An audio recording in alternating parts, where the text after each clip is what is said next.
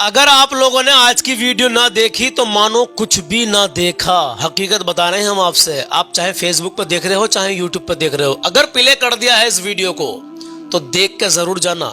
आज हम एक ऐसी वीडियो पर रिएक्शन देने के लिए जा रहे हैं मेरे अजीज कि आप देखते ही कहोगे, चाहे हिंदू हो या मुसलमान हो, आप किसी भी कम्युनिटी से हो, आप देखते ही कहोगे बात तो कड़वी है लेकिन सच्ची है।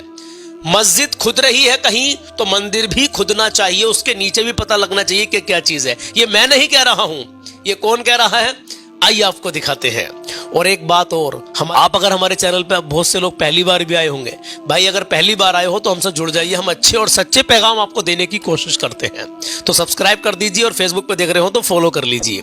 और अभी रुके रहना, पहले आप अपडेट देखिए, उसके बाद में अल्लाह के नबी की हदीस बताएंगे आपको और कलाम भी सुनाएंगे आपको इंशाल्लाह ताला। पहले आप ये वीडियो देखिए, इस वीडियो को तो मुकम्मल देखना ही है आपको, चाहे बाद में कलाम सुनना या मत सुनना। सुनेंगे तो सवाब मिलेगा, नहीं सुनेंगे तो कोई अजाब नहीं है मेरे अजीज। 101% बातों में सच्चाई है। हो सकता है कि आपके सामने ये वीडियो इससे पहले भी आ गई हो, लेकिन एक बार हमारे साथ मिलकर देखना। आइए देखते हैं। नमस्कार, मैं रवीश कुमार। यह कोई साधारण वीडियो नहीं है। इस वीडियो को जो भी देखेगा वो कलर स्क्रीन से निकलकर ब्लैक एंड व्हाइट के जमाने में पहुंच जाएगा। जब तक आप ब्लैक एंड व्हाइट के जमाने में नहीं जाएंगे तब तक आप अतीत में नहीं जा सकते। हम सभी को ब्लैक एंड व्हाइट के जमाने में चलना है और वहां से उससे भी पीछे चलते जाना है। चलते चलते हजारों लाखों साल पहले के हिम युग में पहुंच जाना है, आइस एज में, जहां बर्फ की चादरें ही चादरें दिखाई देंगी। आज जिस जमीन पर बनी मस्जिद के नीचे मंदिर होने का झगड़ा है, हम मंदिर के नीचे क्या था इसका भी जवाब खोजेंगे। सोना भी मिल सकता है, लोहा भी मिल सकता है, तेल भी निकल सकता है, कोई नदी भी मिल सकती है। मैं इस वीडियो के जरिए समस्त भारतीयों के लिए एक ऐसा मिशन लॉन्च कर रहा हूं जिसके लिए सभी भारतीय मुझे कोसने वाले, लेकिन इससे फायदा भारत को बहुत होगा।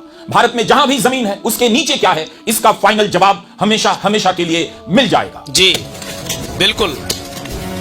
इस योजना का नाम है भारत खोदो योजना।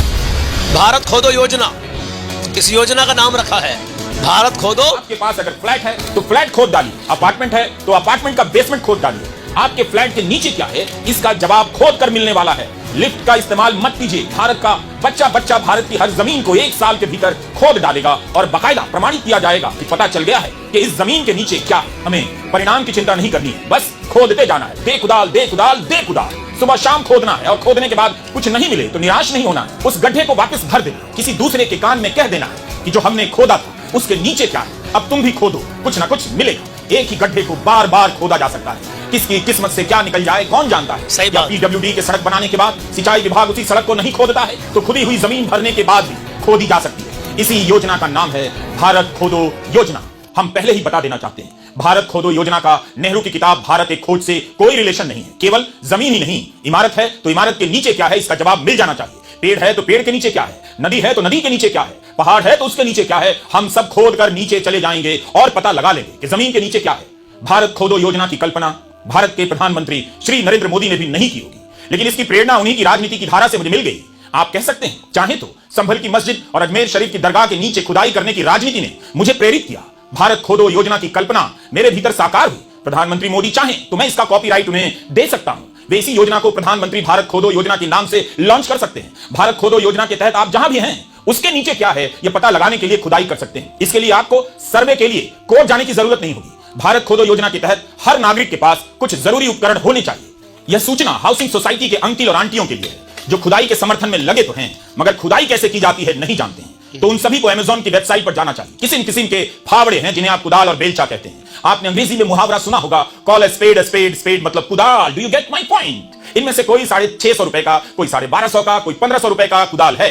अमेज़न पर सब मिल जाएगा। कुदाल का एक ब्रांड है किसान क्रांति कुदाल, 5 खरीदने पर 1 फ्री दे रहा है, जिसे आप उस व्यक्ति को दान कर सकते हैं जो कुदाल ना होने के कारण खोद नहीं रहा होगा। मतलब कोई आदमी ऐसा ना दिखे जो खोद ना रहा हो, सबको खोदना पड़ेगा। खोद कर निकाली गई मिट्टी को उठाने के लिए तसला बहुत महंगा नहीं, इंडिया मार्ट की साइट पर 16 इंच के लोहे का तसला मात्र 95 रुपए का मिल रहा है। तो आज ही ऑर्डर करें तसला और कुदाल, शामिल हो जाएं भारत खोदो योजना में। भारत खोदो योजना में किसी मशीन का इस्तेमाल नहीं होगा, हाथ से काम होगा, तभी इसे मनरेगा से जोड़ा जा सकेगा। जैसे ही भारत खोदो योजना शुरू होगी सभी को काम मिलने लगेगा और हम खुदाई का ऐसा राष्ट्रीय अभियान शुरू कर पाएंगे कि 1 साल के बाद हम इसी सरजमीन के हर जर्रे जर्रे के नीचे क्या है पता कर लेंगे। भारत खोदो योजना का मंत्र हमने लिया है कैफी आजमी के शेर से, 1969 में अहमदाबाद के दंगों के बाद कैफी साहब ने लिखा था, बेलचे लाओ खोलो जमीन की तहें, मैं कहां दफन हूं कुछ पता तो चले। तो कुदाल और तसला हो गया, योजना का मंत्र भी हो गया, अब एक ही काम बच गया है, भारत खोदो योजना के लोगों का। तो यह काम हम भारत सरकार पर छोड़ देते हैं। आप जहां भी हैं उसके नीचे क्या है पता करने के लिए खोदना चालू कर दीजिए, कुछ ना कुछ निकलेगा। यह यकीन हर नागरिक में होना चाहिए, उसका खोदना व्यर्थ नहीं जाएगा। कितना मजा आएगा जब सारे लोग खोदने में लग जाएंगे, कितना कुछ मिलने लग जाएगा। गोदी मीडिया पर ब्रेकिंग न्यूज चलने लग जाएगा, यहां ये मिल गया वहां ये मिल रहा है, नीचे से मिलने की खबरों से भारत भर जाएगा। जो भी नीचे दबा होगा ऊपर आ जाएगा। मस्जिद के नीचे क्या है सवाल सिर्फ इतना ही नहीं है, जो भी जमीन है उसके नीचे क्या है सवाल उसका भी है। क्या पता कोई मस्जिद भी जमीन के नीचे धंस गई हो और उस मस्जिद के नीचे भी कुछ और धंसा हो। तो हम सभी को खोदते रहना है। अगर कोई निराश है तो मैं उसका हौसला बढ़ाना चाहता हूं, इन तस्वीरों को दिखाना चाहता हूं। रूस ने इस जगह पर 19 साल गड्ढे खोदे, अब यहां कोई नहीं जाता, लेकिन तब रूस और अमेरिका के बीच होड़ मची कि कौन कितना गहरा गड्ढा खोद सकता है। रूस की योजना का नाम था डीप ड्रिलिंग रेस और अमेरिका की योजना का नाम था प्रोजेक्ट मोहोल। रूस ने अपनी ही जमीन पर 1970 से खोदना शुरू किया, 1989 तक खोदता चला गया, 40,000 फीट का गड्ढा खोद डाला। इस गड्ढे का डायमीटर 9 इंच था। रूस ने तो माउंट एवरेस्ट और फूजी दोनों की ऊंचाई के बराबर का गड्ढा खोद दिया। तो हम भारतीय उस वक्त क्या कर रहे थे? अमेरिका ने 8 साल खोदा, रूस ने 19 साल। क्या हम बाकी बचे 2047 तक नहीं खोद सकते? मेरे सामने यही सवाल था। 1947 से हम आजाद हैं, हम अपनी जमीन के मालिक हो चुके हैं, फिर भी हमने अभी तक खोदा नहीं। अभी भी देर नहीं हुई, हम 2047 तक भारत खोदो योजना चला सकते हैं। संभल की मस्जिद के नीचे मंदिर का पता लगाने का सर्वे नहीं होता तो भारत खोदो योजना का आइडिया नहीं आता। कई बार मूर्खता हमें विद्वता की तरफ ले जाती है। अगर हम अपनी जमीन खोदना शुरू कर दें तो क्या पता अपने कमरे के नीचे से सीधा वॉशिंगटन पहुंचने का रास्ता निकल जाए, ट्रंप को पता भी ना चले हम अमेरिका आ गए। तो आप आज ही कुदाल उठाइए, खोदना चालू कर दीजिए। अपनी जमीन के नीचे क्या है खोद कर पता कीजिए, पड़ोसी की जमीन के नीचे क्या है खोद कर पता कीजिए, मस्जिद के नीचे क्या है खोद कर पता कीजिए, मंदिर के नीचे क्या है खोद कर पता कीजिए। जहां कुछ भी नहीं उसके नीचे क्या है खोद कर पता कीजिए। जंगल के नीचे क्या है खोद दीजिए, सारे जंगल और जंगल के नीचे पता चल जाएगा। आसमान के नीचे जमीन है, लेकिन जमीन के नीचे क्या है, इस सवाल का जवाब तभी मिलेगा जब आप जमीन खोदने लग जाएंगे। तो हम सभी भारतीय मिलकर अपना और दूसरों का घर खोद डालें तो पक्का कुछ ना कुछ मिलेगा। जरूरी नहीं कि मस्जिद के नीचे मंदिर ही निकले, बौद्ध मठ भी निकल सकता है और किसी का कंकाल भी। एक जमीन के टुकड़े पर कितना कुछ हो सकता है। भारत खोदो योजना का मजाक उड़ाने वालों से मेरी अपील है, 1989 में आई कॉमिक स्ट्रिप पढ़िए। रिचर्ड मैगवायर ने बाद में अपनी इस कॉमिक स्ट्रिप को उपन्यास में बदल दिया। इस उपन्यास का नाम है हियर, हिंदी में मतलब हुआ यहां, इधर। इसी नवंबर में अमेरिका में फिल्म रिलीज हुई, उसका नाम हियर है, जो रिचर्ड मैगवायर के उपन्यास पर आधारित है। इस फिल्म की कहानी तो यही है कि जिस जमीन पर 1959 में घर बना था, जिसमें एक भरा पूरा परिवार रहा करता था, उसी जमीन पर 1764 में जंगलों को काटकर लकड़ी का एक घर बना जो आग में जल गया। 1764 से 2500 साल पहले जंगल था और जंगल बर्फ की चादरों से ढका था। उसके 7000 साल पीछे हरे भरे जंगल थे, लेकिन 8000 ईसा पूर्व वहां की जमीन कुछ दलदली सी थी, कुछ घास फूस उगे थे। इस तरह से उसी जमीन के टुकड़े ने दलदल से जंगल, जंगल से लकड़ी का घर और लकड़ी के घर से सीमेंट का घर बनते देखा। रॉबर्ट जेमेकिस की यह फिल्म है। फिल्म बनाने वालों ने काश, संभल से लेकर ज्ञानवापी और अजमेर शरीफ दरगाह के सर्वे को शामिल कर लिया होता तो उनकी फिल्म संभल, बरेली, अजमेर में सुपर हिट हो जाती। खोदने की मांग करने वालों को पता होना चाहिए, गूगल मैप्स ने उन्हें पहले ही समझ लिया था। हियर फिल्म के बाद गूगल मैप्स ने एक नया नक्शा बनाया है। यह नक्शा अमेरिका के कुछ इलाकों के लिए काम करता है, लेकिन इसे ट्रंप को फोन कर भारत में भी चालू करवाया जा सकता है। जैसे ही आप गूगल के सर्च बार में किसी जगह का पता डालते हैं, गूगल मैप्स आपको उस जगह के 500 साल पुराने इतिहास से लेकर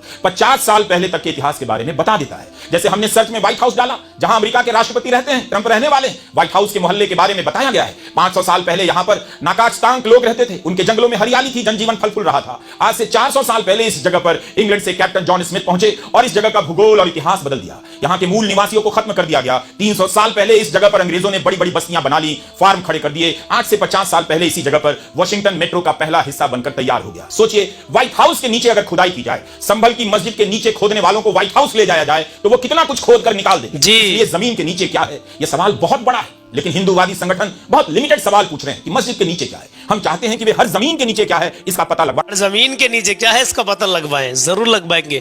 ये वीडियो थोड़ी सी और थी आगे को, लेकिन मैंने इसको क्यों कट कर दिया कि अब सारी बातें ऐसी ही है और सारी बातें जानदारी है। तुम्हारा दीन तुमको मुबारक, हमारा दीन हमको मुबारक। आप अपने पूजा पाठ में लगिए, आप अपना जो काम करने का उनको कीजिएगा और जो हमारे मुसलमान भाई इबादत करते हैं उनको करने दीजिएगा। कोर्ट का भी एक फरमान है, सन मैं भूल गया, मैंने कल ही वीडियो देखी है कि उसके बाद में कोर्ट का ये फैसला था कि जो धार्मिक स्थल जहां है वो वहीं रहेंगे, उनसे कोई भी छेड़छाड़ नहीं की जाएगी। आपके सामने भी वीडियो आई होगी, बहुत सारे लोगों ने इस वीडियो को स्टेटस पे भी लगाया है। बहरहाल मैं सिर्फ इतना कहना चाहता हूँ मेरे अजीजों, हमारे मुल्क हिंदुस्तान के लिए अमन और सुकून के लिए दुआ करते रहे, फलस्तीन और गजा के मुसलमानों के लिए दुआ करते रहे। ये वीडियो हमने सिर्फ इसलिए आपको दिखाई है कि लोगों की आंखें खुले, लोग जागरूक हो जाएं। ये जो मतलब नफरत बोने का कुछ लोग काम कर रहे हैं ना, इनके मुंह पे करारा तमाचा लगता रहे, जो भी नफरत बोने का काम कर रहा है। नफरतों से कुछ नहीं मिलने वाला मेरे अजीजों, हम और तुम बर्बादी की तरफ चले जाएंगे। तो बहरहाल जो हिंदू लोग भी हमारी वीडियो को देखते हैं, आपसे भी कहना कि आप हमारी वीडियो को शेयर कर दीजिए करिए। अगर आपकी नज़र में कोई ऐसा है कि जो आपको लग रहा है कि हाँ वो आदमी सही नहीं है, नफरत बोलने का काम करता है, तो ऐसी वीडियो या कोई भी जो अच्छा समाज को पैगाम देना चाह रहे हैं, कोई हिंदू है, मुसलमान है, कोई भी है, अगर वो आवाम को अच्छा पैगाम देना चाह रहा है, ऐसी वीडियो आपके सामने अगर आती है तो उसको